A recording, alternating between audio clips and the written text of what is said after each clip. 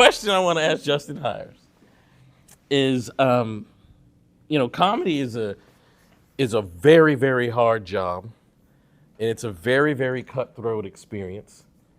As I've kind of initiated me doing comedy and the people that I've met, every single person that I have told, I know Justin Hires, 100% of them have said he is such an amazingly nice guy. Oh, that's sweet. It's the honest God truth. Every single person I know.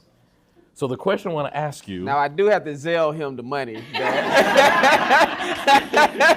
I told him if he said this publicly, I would send him some money. So I appreciate that. You're welcome. You're welcome. Nah, my bad. I'm listening. We're going to duct tape and mute him. But every single person literally has said that. Like, he is the nicest guy. He is the nicest guy. And then my experience with him has been nothing but true niceness and kindness. Like, I've never really written a joke. I just go up on stage and, like, perform. And I called him, and I was like, man, I might need some help writing jokes. He's like, man, you can call me anytime. Every person says this about him. So my question to you is, you've been in the entertainment world for how long? Man, I would say really about 20 years. Okay. Yeah, when I was in college, I kind of got my first movie credit. Okay. And really, in high school, I got my first commercial. It was a McDonald's commercial. For real? Yeah. So, you know what's funny? When he said the McDonald's commercial, I was like, he ain't told a joke in a little bit. And then he went, ba, ba, ba, ba, ba. My friend told me a long time ago, he said, you speak in punchlines. Facts. Which I love, by the way. But everybody says that about him. And I was surprised to hear you say 20 years. Like, that's a good long while. Yeah. So, I know. How old am I? I know, right? A lot of water. Shea butter. You know what that shea butter. Coconut oil. So the question I want to ask you is, how have you maintained your genuine kindness with 20 years of being in such a hard industry? Man, you know, that's actually easy for me. I always told myself I'm going to do for others what no one did for me. And because I had it so hard, and because I felt like I didn't have people that I could call on, I said, I'm never going to be that person. So when there's people that need help, need guidance, or whatever the case is, need a favor, I'm going to make sure that I step up and kind of provide that. As long as there's nothing that's going to be at the detriment of, my health or my success, as long as there's nothing crazy. But if I could be that person to help them out, then I'm going to do that. But how have you stuck? Oh, God. But how have you stuck to that? Like, because this is an industry that is really harsh. But it's one thing to say, I'm going to be this, but you have actually stuck to it. I learned something. I went to college, Clark Atlanta University, and while I was in college, I took a philosophy class, and it was either Socrates or Aristotle. One of them, it was a quote that I never forgot. It said, "Be good for the sake of being good," meaning don't be good because you want something in return. Just be good for the sake of being good. So I have two different components that I live by, right? It's be good for the sake of being good. That's number one. So do things for yourself and do things for others, and not ask or want anything in return. Just be a good person. Then the second part of that is, in Hollywood specifically, somebody could be a quote unquote nobody 1 year. 5 years from now, they're the biggest talent in Hollywood. 10 years from now, they might be running a studio. And then 30 years later, they might get fired. And then you have to remember, the people, someone said this quote a long time ago, basically like the people you step on, you never know like who you're gonna need. So it's like a lot of people, they kind of forget certain people the more and more they ascend going up, and they're kind of like a-holes to people. But then eventually, no one stays at the top. You're gonna need help getting to where you're going. And then once you are starting to come down, it's gonna be other people starting to come up. And so it's like, but the other people that starting to come up, you gotta be careful that wasn't the people that you were bad to and mean to. Because those might be the very same people that you may now need to keep you afloat, to keep you working. because that's something I realized about this business for sure. It's all about relationships. You could be the most talented person in the world, but if no one likes you because you're selfish or you're not a good person or you don't know how to even be kind or say hello to the background actors or the grip or whoever the case is, people remember that. And I just always think about that, you know, when I'm out and about, when I'm on set, when I'm at the grocery store, you know, it doesn't really matter. It's just like, just be good for the sake of being good. And then also, yeah, you do not know who you may need 5-10 years from now. You just don't. When did you decide to get into the entertainment industry? I would say about 13 is when I decided. You were 13 years old? Yeah, when I wanted to be an actor. I got into karate first. So so I was in love with like Bruce Lee and Jean-Claude Van Damme. And it was a movie that back in the day called Three Ninjas. And I told my mom, I was like, I want to do what they doing. And she was like, okay, well, I'm going to put you in karate. And so I was like, cool. So I took karate and I got a black belt in karate. Little fun fact. You have a black belt in karate? Yeah, I bust that ass.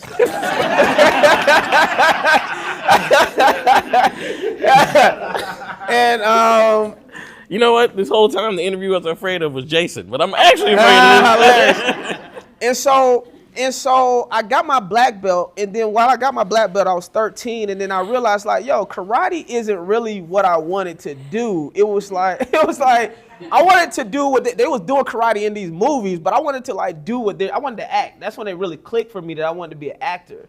And so I realized all my favorite actors were comedians. So I looked up to Eddie Murphy and Jim Carrey and Jamie Foxx, Martin Lawrence, the Wayans family. And so I was like, oh, if I want to be an actor the way I want to be an actor, I need to get into stand-up comedy. And so that's what kind of got me into wanting to do stand-up comedy and buying old like Def Comedy Jam tapes and where Eddie Murphy Delirious on DVD and just all those things. And I really started becoming like a comedy nerd. And so by the time I got to college, I started booking some movies. And then by the time I got to LA, I already had 2 movie credits under my belt, like legitimate movie credits. And then, and so that kind of helped me start getting booked out here. But you said, I went to college, I just got 2 movie credits. Like, how did you do that? So there's a producer by the name of Will Packer. Will Packer and I, we're actually from the same hometown. I was an honor student, and Will was speaking at some event for all the like high school honor students, and that was my senior year. And so I went, and he was the speaker, and he was saying how he was like, and this is young Will Packer. This is like he had no movies, he had no movies at the movie theater yet. It was just straight to DVD. Almost like Cinemax late night movies. That they were though. It was like the Twa movies. It was like the Twa franchise, and it was kind of like risque type movies that he was doing. And after he got done speaking, he was saying how, you know, he has a movie studio. His production company was in Atlanta. I knew I had just got into Clark Atlanta University. And so I went up to him and I said, hey man, I want to be an actor and I want to get into movies. It was like, well, yeah, man, if you ever in Atlanta, hit me up. And I was like, I'm going to do it, you know. And well, I had my little stick. I went to Atlanta with my stick with my little bag on it. Like I'm Tom Sawyer. And so, you know, I walked all the way to Atlanta, you know, and I'm from Florida. And so I got to Atlanta, hit him up. Just so happened he had got his first movie called The Gospel. A lot of people don't know this. Idris Elba, that was his first movie. And so that's when I found out Idris Elba was British. Yes. So anyway, so I went on set to be a background actor. And this is something everyone, I mean, y'all, you know, psychologists, psychiatrists. Psychotherapists, mostly psychiatrists. But this anyone that's watching or anybody that has any aspiring dreams, but it's also just one of those, follow your heart, don't worry about what everybody else doing. Do what you're called to do, right? Because I remember being at school, it was a school day, and Will was like, come up here to be a background actor. And so I asked my friends, I was like, yo, you want to go to this movie set to be a background actor? And everybody, they wanted to do their work, you know, you know, be collegiate, you know. They was like, well, it's school right now. I was like, yeah, but it's a movie. And they was like, no, we gonna go to class. And I was like, well, all right, well, I'll go by myself then. So I go there by myself. I reintroduced myself to Will. Will was like, hey man, I said, yo, I'm the one from St. Pete. He was like, oh yeah, come on. Even though he had told me to come up there, but I reintroduced, because that was our first time seeing each other in a while, in about a year. And so he introduced me to the director. And the director was like, director named Rob Hardy. That was his partner back in the day. And so the director said, yo, what do you do? And I said, man, I do whatever you need me to do. I act, sing, dance. I'll fly if you want me to. Well, whatever you need me to do, I'll do it. And then they started whispering in each other's ear. They said, hey, man, an actor is a rapper that we casted for a role. He's not showing up. They was like, we want you to audition for this role right now. Wow. I said, I'll do it. Yeah. So I went in their trailer. This is how long ago this was. Will and Rob, they were sharing the trailer at the time. That's how long ago this is. They would never share a trailer now. I went in their trailer. I went over the sides. Literally, I had 10, 15 minutes to prepare. They came in, recorded me. I did the audition. I booked it on the spot. The next day, I'm filming my first feature film. Yeah. And then that same group, it was called Rainforest Films at the time. Now it's called Will Packard Productions, but because they split. But at the time, their next movie up was a movie called Stomp the Yard. And Stomp the Yard ended up being like a very successful movie. It was like #1 at the box office, like I think 3 weeks in a row. And I was able to get in that movie because I was in The Gospel, and then I auditioned for Stomp the Yard. And yeah, so those were the 2 movie credits that I had under my belt. So when I moved to LA, I was able to get a commercial agent easily because of that. Wow. Yeah. How have you endured hardships as you pursue your career and endured disappointments? Like, one of the reasons this is an important question is, I think oftentimes what we do is called solution-focused brief therapy. And we ask people to like tell me about your biggest dream that you want to accomplish. And a lot of therapists, they ask us, they're like, but I'm afraid if I ask them about the dreams and they don't become reality, they get disappointed. But I tell people all the time, like, you have to trust the human's ability to deal with disappointing news. Mm-hmm. And one of the scary things about the entertainment industry, like once you get cast in a TV show, that TV show is not going to last forever. It's eventually going to be canceled. Mm-hmm. So how have you managed the disappointments and the hardships as you build your career? Yeah, so, I've had 2, I feel like, valleys when it comes to my career. One was before I did Rush Hour, and one was after my last show, MacGyver, ended. And I think the way that I've gotten through them is, I believe in God, right? And so, or at least some sort of higher power, to know that everything happens for a reason, and any setback is leading you towards whatever your true purpose or destination should be. And so you have to get to a certain level of peace to know that rejection is God's protection. And it's like, okay, this door closed, but another door will open up as long as I am putting in the work. And so any of those hard times that I've had, it's like, all right, Justin, what do I do now? Because I'm at a point now where I'm all about self-accountability. I'm not pointing the finger at what this person doing, what my manager ain't doing, my agent ain't doing, what this person could be doing. That's cool. Everybody ought to be doing their job, right? Everyone ought to be doing their job. But if they're not doing their job, I have to now say, okay, Justin, how am I going to pick up the ball that they may have dropped? Or maybe I dropped the ball. And so it's like, now what can I now do to put myself in position to get to where I need to get to? And so having an unbelievable amount of self-accountability and work ethic, that's how I kind of get myself out of those moments. And so it's just really knowing that, like, yo, everything's going to be okay. Because I feel like gratitude, a part of why you'll feel bad when things aren't going well is because you start to lose gratitude about the accomplishments you already achieved, the fact that we woke up, the fact that I'm able to pay these bills, the fact that I got a family that loves me, and the fact that I was the star of a TV show, the fact that I was on another show that went for 5 seasons. And so you have to be like, all right, let me be thankful for what I have accomplished already. All right. And so it's like, that's the first thing. And then, okay, now what work do I need to do to get to the next level that I'm trying to get to? And I think something else that a lot of people do, and I think I've been guilty of it, and I try not to do it. And it's a quote, which is, comparison is the thief of joy. You know, and when you're always concerned about what someone else is doing and what they got, you're not like, yo, let me stop worrying about what everybody else got. Let me be thankful for what I have, you know, and then keep it moving, you know, because I feel like if you're great, if you're talented, if you did it once, you could do it again. That's right. So that's how I get myself out of that. The first night I saw him do comedy, I was like, man, this was great. I really enjoyed seeing you. How often do you go up on stage? His answer was, I go up on stage 6 days a week. Yeah. Remember saying that? Yeah. Like, I go up on stage 6 days a week. So, like, the reason why I think this is such an important lesson for psychotherapists is twofold. You got to put in the work. And he's not the first person today to say rejection is God's protection. He's not the first person to use that exact phrase. Because we got to trust that people like Justin are strong enough to handle hard things. Life is hard. I've said that all day. Life is hard.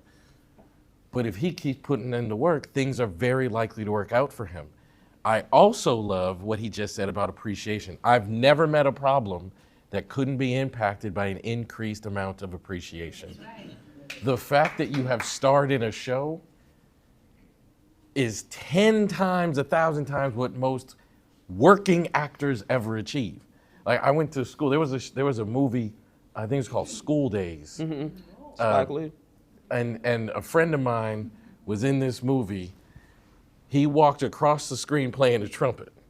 And every time he did, he was like, look, I'm in a movie. Yeah. That's most people's experience if they even get there. Yeah. So for him to develop the ability to be like, you know what, I was a star of a TV show for 5 seasons or however long. When you increase appreciation, you lose entitlement. And when you lose entitlement, you work hard. Like, I've never met someone with high levels of entitlement that worked hard.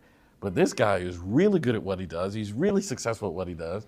And I'm just a nobody, nothing. I was like, hey, how often do you go up? He's like, 6 days a week. Like, that's how human resilience shows up, right? That's how human resilience shows up, is I can outwork a valley. Yeah, I can outwork a valley. I can outwork a valley. Yeah. I can work hard enough to turn a valley into an opportunity. Yeah. And that's an amazing lesson. Yeah. It's an amazing lesson. You know, I've tried really hard today to talk to you guys about the mindset you have to have about the clients that you see. Like, the way you think about the person you're seeing impacts how you talk to them. And if I see this person as anything other than a talented, hardworking person, because I could treat him as like, you were on a show that got canceled. And that's going to cause me to talk to him in a particular way. Or I can treat him as a person that, like, how many people come to LA? And he says things every now and then, it's just weird. And one of the things he said was like, I came to LA and it was easy for me to get a commercial agent. That's just not common. And like, as a high school kid, Will Packer might not have been the Will Packer we know now, but that's still not that's a bold thing to do. To walk up to this director and be like, I want to be in a movie, put me in a movie. And then, like, actually make it happen. By the time you came to LA, you had 2 credits. I can also talk to him as a person who's bold enough to create opportunities for himself that will continue to open doors and allow him to pay his bills, fulfill his dreams, continue to work hard, all of these things. And if I view him through that lens, I talk to him in a very different way. And as therapists, we have to be super disciplined in the lens in which we view our clients and not let their trauma story forget their triumph story. Because his triumphs are unbelievable. But again, if I stole I was following him on social media recently, and you were in New York City. Who were you with? You were in New York City, I think, or somewhere. In New York. You were with, like, who are the, like, massive comedians you were with? In New York? Yeah. I mean, I ran into Chris Rock, and But here's the thing, though. If I stole his phone and I just scrolled through the contacts, he's got a bunch of people, and you heard him say comparison is the thief of joy. If I stole his phone and scrolled through, he's got phone numbers in that phone of other people who are unicorns like him. So he forgets what being a unicorn actually means. Because I've got Dave Chappelle, Chris Rock, Eddie Murphy, whatever, in his phone, and it's just a bunch of other people. None of those people are in my cell phone. I want to be very clear. Yeah, I got Tiffany Haddish, I got a few, but none of those people. You know. Yeah. But you know, all right, I shot too far. That's right. That's right. But you just forget. Like you live in this industry long enough. You got Eli, Kanye, well, it's Diddy. Diddy in there. I hope Diddy ain't in there. I don't know if y'all heard about Diddy, but anyway, that's another story. He might be about to get in trouble. But anyway, we digress. Yeah. But you forget. Like, and LA makes you, like, there have been times, like I was in New York City with Fern's sister recently.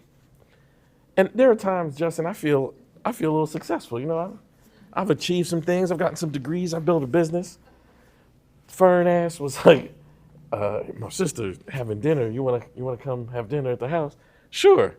She gives me the address. Now I don't know nothing about New York City. It's on the Upper East Side, Park Avenue. Oh yeah. Hey. So I know about that. I'm in an Uber. You know, when you start your journey in like Harlem. Right. In the Uber, you start noticing, like, when I got to about 72nd Street, you know, and this is how tripped out it was.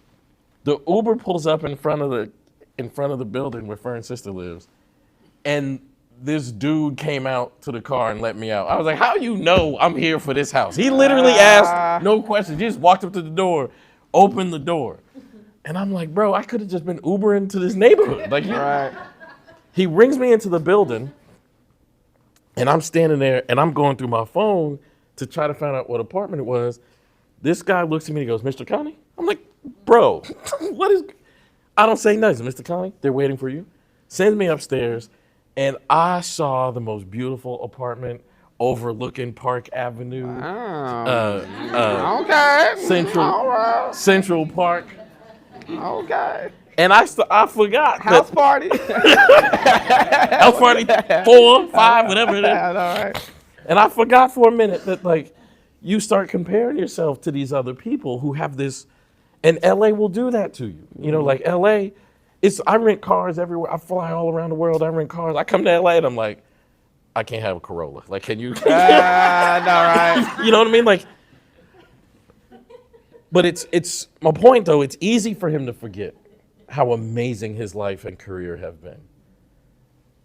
And it's wonderful to hear him say how much he's had to, like, remember, like, I started in a TV show. Like, yeah, you have to check yourself. Man. And you do have to remind yourself, like, of your accomplishments, because if you don't, you'll just kind of look at everybody else and be like, you'll feel like you haven't done enough or you haven't done anything. But that's not the actual reality.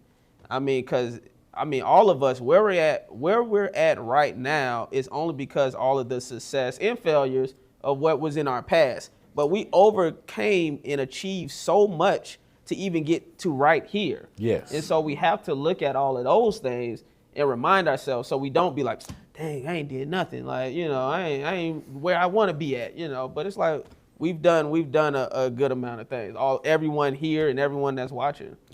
So what happens if you go into every single session and you view your client as an overcomer? Like, it doesn't matter if, like, a addiction or, you know, an access to diagnosis or whatever it is. Like, if you just say, you woke up this morning, put your shoes on with all of the things going on, and you came to see a helping professional, I'm going to treat you as somebody who has habitually overcome things.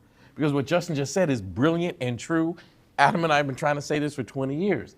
Every single person is undefeated against every obstacle they've ever faced. Every single person. But we treat them like the obstacles matter, when they don't actually. What matters is your habitual ability to overcome obstacles. And every single person can do that.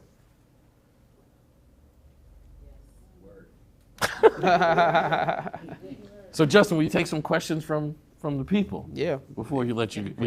Anybody have any? I mean. Careful, y'all saw me struggling. I'm about to say, I don't know what else. Oh, you do have one. Oh. Told you. What? We birthday twins? Okay, June 24th. Did you Google them? What was it? Google search. Solange is too, huh? Okay.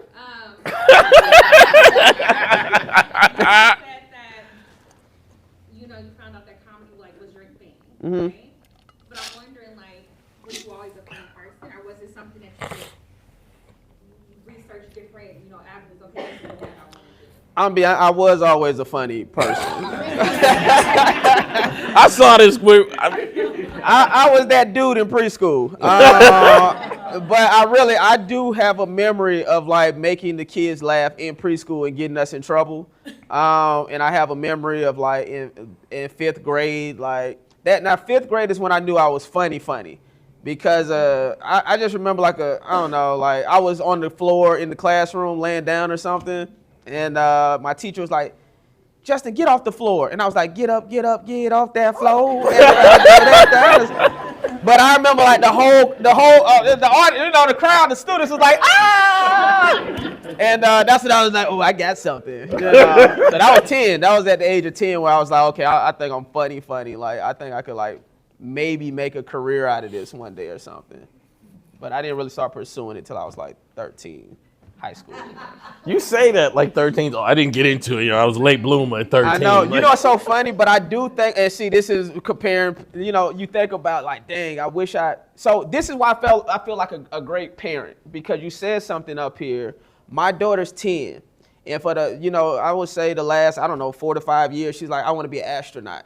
And I'm like, all right, well, we need to get some books on, on space, and we need to get some books on whether being an astronaut. Is she gonna be an astronaut? I don't know, but but I was telling one of my friends, I was like, it would be so dope if she actually did become an astronaut. The same way I told people I was gonna go to Hollywood and become a actor. They looked at me with that same skepticism. All right, you go be the one that's gonna go, and it's me. Yet me at 5'6" height became the star of an action comedy series on CBS. So I'm sure people was like, holy shit, it becomes possible. Yeah. And so, and the answer to that question, what planet, she wants to go to Mars, And so, but it is that having that belief in someone, not putting that doubt in someone's head.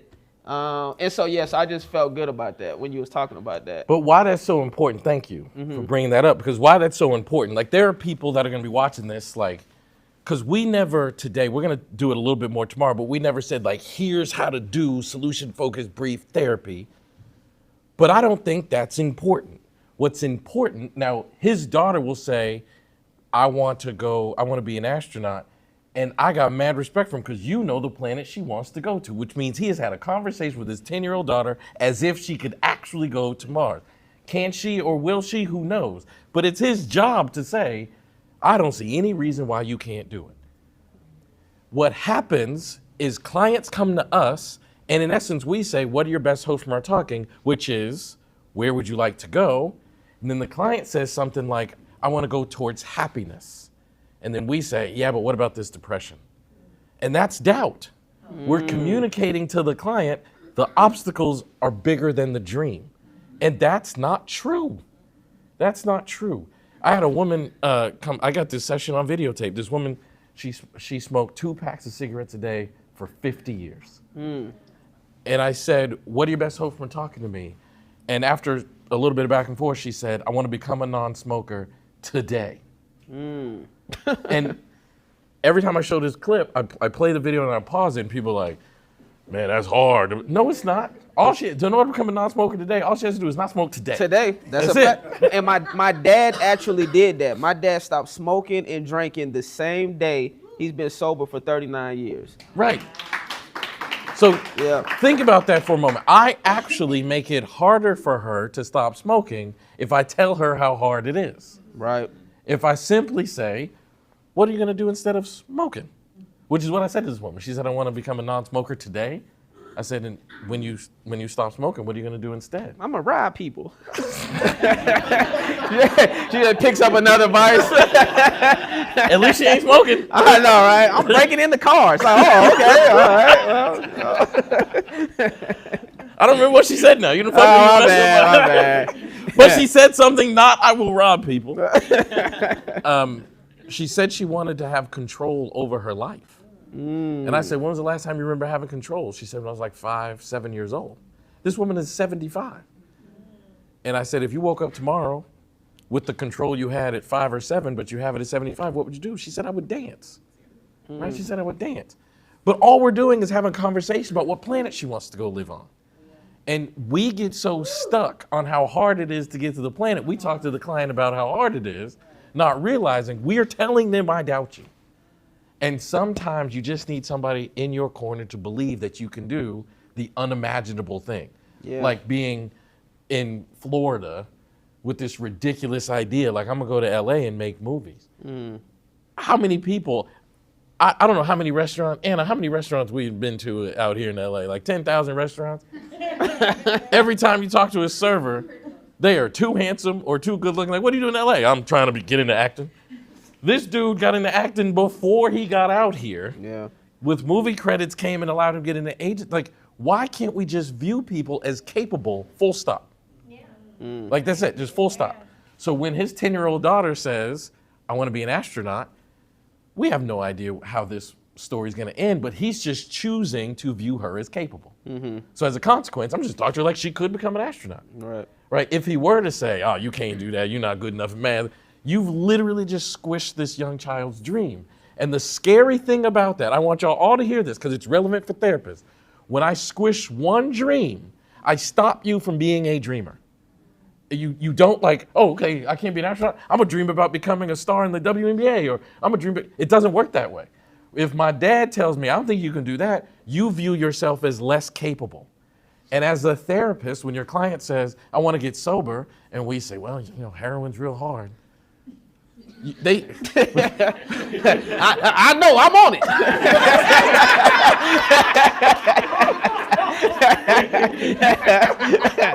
I've never touched this stuff. Been doing it for 30 years. But when our clients say that stuff, and they do, they say things like a better example. Don't say nothing. Don't say nothing. As clients will say all the time, like, I need to stop drinking. I just got 2 DUIs, and my attorney said I need to come to therapy because I got my 3rd DUI, and the judge is going to take my license if I don't come to therapy. So I'm in therapy, and I want to quit drinking. And I've seen therapists say to that client, how long you been drinking? And since high school, 30 years. Have you ever tried to quit before? What makes this any different? I'm like, you just told the person that he can't quit. And we think we're just preparing him for how hard it's gonna be. No, you gotta ask him. I've got another therapy session with a guy who's using crystal methamphetamine. And here's the thing we need to remember about our clients. Like, that client has to go out into the world and say no. It doesn't matter how good of a therapist I am or am not. He's gonna go meet a drug dealer, and he's gonna have to turn that drug dealer down. So my job is to help him be the version of himself in that moment that will help him do that. So I said, what do you want to achieve? He said he wanted to be a better dad, and he wanted to be a mechanic. And then I know, like, if I can have you show up at that next encounter with a drug dealer as the father in you and the mechanic in you, you're more likely to say no. So I got to talk to him, like, as you walk through this world as a father mechanic, what would you know? Like, just help him get to know that version of him. That dude didn't touch crystal methamphetamine again. And people are like, wow, that seemed quick. No, it's not quick. When you understand how you activate someone's internal greatness is exactly what Justin is talking about. It's how he views himself, oddly, because most people don't view themselves that way. And it's how he viewed his daughter. When his daughter said something that actually is a bit crazy, like, Dad, I want to be an astronaut. You know how many people have walked on the moon? Like 10. It ain't a lot of people. Fewer have walked on Mars. So she's saying something that is highly unlikely to occur. But how does he know that she's not the 11th one who's going to do it? Like, So I might as well treat her like she's capable. And the Right. beautiful thing about that is there's really only two outcomes that will happen. Either she's going to be the next person to walk on Mars, or she's going to learn really incredible lessons as she pursues it. So it's not really even relevant if she walks on Mars or not. What's relevant is he has turned her into a dreamer. Now, somewhere Yeah, between 10 and 18, the dream may change. Exactly. Yep. But you've turned her into a dreamer, and that's the point. Yep. Right? We got to have our clients be dreamers, because for some people, happiness when you've been abused is a dream. Like for some people, like not using drugs, when I come from, I was born on the west side of Chicago. When I met Adam, he lived in Chicago. So we went to Chicago, we were probably like 10 years into our friendship the first time we went to Chicago. Like it was a long time before we went together. It was during COVID. So we go to Chicago and Adam's like, I want to go by and visit my home where I live. And I'm like, all right, man, that's cool. We put some address in Waze.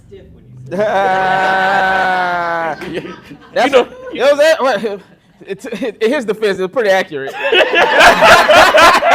He was like, why'd you get all stiff? I don't know, doing a pretty Thank you. accurate observation? Yeah. So, Coming back for you later. so we put the address in Waze, and we're driving out to this place called Downers Grove. And I'm looking around, and I see this white dude mowing his lawn with a Chicago Cubs hat, and he was walking like, as he's mowing his lawn. And I was like, Adam, and this is literally what I said to him. I turned to Adam and I said, this ain't my Chicago. Because my Chicago is Lake Street.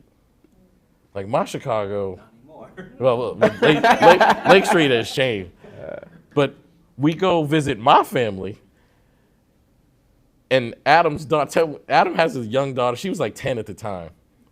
And we get off the exit of my Chicago, and Adam's daughter turns to him and he goes, how come there's so much litter around? To be fair, he said, because we don't care, and he threw a fork out the window. Oh, no. Yeah. And Yeah. I had to say to my daughter, we do care, and he was not supposed to throw that fork out the window. Oh, no. But Now, see, that was karma. That's what you get. Now, see, you was talking mess about the stiffness, and then he had an ace in the... that might still be true, but he's still stiff. That might be true, but he's still stiff. But like, My bad. I'm gonna shut the hell up. I don't remember my point now. I'm messing with Justin. My bad. But some people, thank you. Some people come from the west side of Chicago and they don't have resources. And I can remember when I was a kid, I left Chicago. My Chicago is where you were going. Yeah, I left Chicago when I was 4. And when I saw cars and balloons and evidence of a party at 4, it meant somebody was coming home from prison. So when I moved to Boston and I saw cars and balloons, I was like, oh, we're coming home. Like, man, it's my birthday, dog. But imagine being on the west side of Chicago and having the audacity to say something like, I want to be an astronaut. Like, people look at you like you're crazy. When I was growing up in Boston, I told people I want to go to college, and they were like, for what? I just want to go to college. My honest answer, the reason I wanted to go to college was somebody told me something I thought was unbelievable, because I didn't come from an environment where everybody went to college. Somebody told me that colleges have dorm rooms. And I was like, what's a dorm room? And they're like, oh, it's a big old building where all the students stay. And I was like, any parents in there? I was like, for real? I was like, any parents in there? And they were like, no parents. My father was so abusive, that was my escape. So I was like, I got to get into a dorm room. Because that was the first place I could ever think I could live without an abuser being in the house with me. So I'm like, I want to go to college. And all these friends were like, you ain't college material. I wasn't until I found out there were no parents in the dorm room, right? But like, that's the whole entire point, is we have to talk to our clients as if they can dream. And then they're much more likely to pursue those dreams, because it just takes one person. This young 10-year-old, she's gonna go to school and tell the teacher, I wanna be an astronaut. And the teacher's gonna be like, oh, you should be a nurse. And you know what she's gonna do? She's gonna, you wrong, because my dad told me I could do it. Mm-hmm. Like, that's a powerful message. Because Justin said that doesn't mean the naysayers now, oh, you right, he was right, you're gonna be an astronaut. They're not gonna do that. The naysayers are still gonna line up, but she now has data to confront that, right? She now has data that says, wait, you said I wouldn't, but that guy says I could, and I'm gonna choose him because it feels good when he says it. I now know not to listen to people who disbelieve in my truth. And think about that from the client's journey, because if I'm a drinker, how many times do you think I called my best friend and said, look, man, I can't do this no more? And then 2 weeks later, we had happy hour together. So then I call that best friend, like, man, I'm quitting. Man, you ain't gonna quit. I mean, I haven't had a drink since I was in college. The last night I had a drink, I got super duper drunk at a fraternity event. I woke up in my bed on my back, and my watch was on my chest. I had no earthly idea how I got back to my dorm room or how this watch got on my chest. I turned and looked at my roommate. I said, hey, man, what happened? And he said, what happened? Go look outside. Now, the window from my dorm room, I could see the parking lot. And there were all these puddles of vomit. And he said, that's you. So that was you. And I never drank again, for real. I never drank again. But when I told people, like, I'm not drinking anymore, they were like, you'll be drinking next week. You'll be drinking. But that's what people do. When you talk to them about their dreams, that's what they do. But not his daughter, because he has told her it's okay to dream. I believe in your dreams. I'm going to spend resources. I'm going to go buy you books about astronauts. I'm going to do things to make, and she's going to accept that. Like, oh, that guy thinks I'm right. So when somebody comes around and says she's wrong, she has contrary information that is easier for her and more pleasant for her to believe in. You gotta be that for your clients. Mim? It's okay if I ask a question? It's such a question. Oh, yeah, absolutely. Yeah. Okay, this is actually to both of you, but because you said something very early on, I'm a writer, and you're a writer, and you haven't talked much about your journey into writing, but my question is, if you were to write a joke for anybody else, or for yourself, what is the structure? I'm asking you, what is the structure of a joke? If you're going to write a joke, and Elliott, I'm asking you, what is the structure of a therapy session? Because I want to see how they compare. Oh, I got to repeat the question. So she wants to ask Justin, what is the structure of a joke? And for me, what is the structure of a therapy session? Yeah, I think for me, and you're asking specifically if I was writing for someone else? No, for yourself. Or for myself? I think for me, it has to come from an authentic place. Typically for me, I write my jokes on stage, but I'll go up with the premise. And so I'll take that premise and then I'll talk about that premise on stage, and then I'll kind of find the funny. And then this is just me. Everyone doesn't do it this way, but then I'll go home and listen to it, and then I'll transcribe the funny parts that I said. And so then the next time I go back on stage, I'll say the funny parts and see if they hit again, see if they're funny again. And that's how I start accumulating my material when it comes to my stand-up. So that's how I kind of come across it. And then also, I heard someone say this, and it's true. I try to also now write how I feel. Which is ironic because I have a podcast called F Your Feelings. And it's like me with different comedians every week. But your feelings is kind of like the core of like your perspective. And so now I always, if something irritates me or annoys me or whatever the case is, I jot down what that was and how I felt about it. And so then when I go on stage, I kind of carry that feeling, those emotions, and think about, well, why was I feeling this way, or what was my thinking behind that thought? And that'll kind of help me get going to start coming up with the jokes for it. I hope that answered. Yeah. So he used the phrase, find the funny. So for me, the structure of a therapy session is about finding the hope, and then asking the client to describe it. So for us, the structure of a therapy session is A, finding the hope, which we start by asking our clients, what are your best hope from our session? And then the next phase is asking them to describe that hope as if it's present. And then the third thing is ending the session in a way that honors the hope. And I want to say one last thing when it comes to writing. I've heard other comedians say they'll take a topic and they'll attack it from every different angle. So let's say something basic is like traveling on an airplane. Okay, I don't like when babies, babies, a baby kicking my seat. I like the window seat, and I don't like when the person sitting next to me want me to open up or close the window. How is luggage? People always struggling to get luggage, or the people that stand up soon as the airplane, And so you're like, okay, let me attack this subject, and let me think of every little thing that happens when I'm on an airplane, and that's how you can that's another way you could go about writing your material. Now, I don't do it that way specifically, but I know that is like the other main way how comedians could kind of write jokes. Yeah. Okay, we have to. We're going to take one more question. We're going to take from the virtual world, and then we're going to let Justin go, and we're going to let Adam take the stage, and then we got to get on a bus. We have obliterated the time schedule today. But every single person we got to hear from, I just wanted to hear more. Like I hope that's okay. I hope you guys forgive me, but Tiffany. We don't have to do. There's time in the morning that I can be the other. No, we're gonna do it now. Some of it now. I'm just saying, you're over. It's late, right? I know. We're gonna do some of it now, but Tiffany, Mim, Christina, Justin, this was absolute fire.